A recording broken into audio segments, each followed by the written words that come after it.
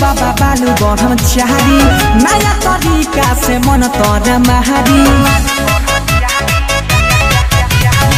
हम ही छियै बाबा बालू ब्रह्मचारी नया तरीका से मन तर महारी एक बारी में भगाई देबो दुख। बाबा हमर गोड़ लपटावे छे कोमरिया पिरावे छे और माथा करे छे टन टन टन। हाँ तो इसका मंत्र मेरे पास है ना, जैसे जैसे बीत करेंगे या मंत्र पढ़ेंगे वैसे वैसे बीत करना है या मंत्र भी पढ़ना है, ठीक है? तो मंत्र बोलिएगा जजमान। ओम तारा रा रा रा रा रा ओम तारा रा रा कि ओम तारा रा रा रा रा रा रा रा रा रा रा पकड़ा लेके छौरी के कुटिया में धूप, पकड़ा लेके छौरी के कुटिया में धूप, पकड़ा लेके चल न रे कुटिया में धूप। अरे धूप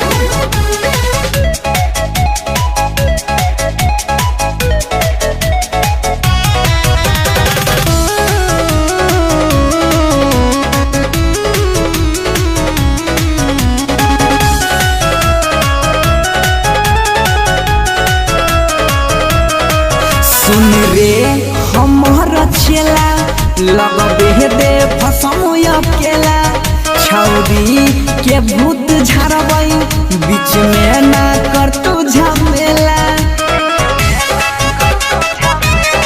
रसल भर के मिटा वाला जइतै यहाँ अरे ए बाबा तुम्हारी चेलवा हन हमरा के बड़ा तंग करता। इसका भी इलाज है ना हमारे पास, चलवा तो हमरे है। अरे ए बाबा ऐसे ही अपन कृपा बनौले रहे कि हम हमेशा टोन टोन करी। क्यों तारा रा रा रा रा रा रा रा रा रा पकड़ा लेके छौरी के कुटिया में धूप, पकड़ा लेके छौरिया के कुटिया में धूप, पकड़ा लेके चल न रे कुटिया में धूप।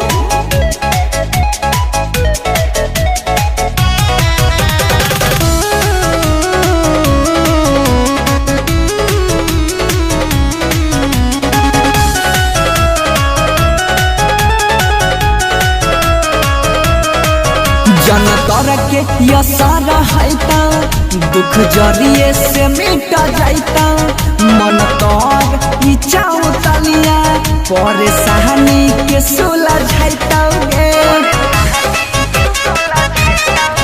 जरिए से मिट जाइतो सब दुखबा मिलत सुख। प्रणाम बाबा, मौका मिली तो फेरू आए। अवश्य बच्ची, इंतजार करो। ओम तारा रा रा क्यों तारा रा रा रा रा रा रा रा रा रा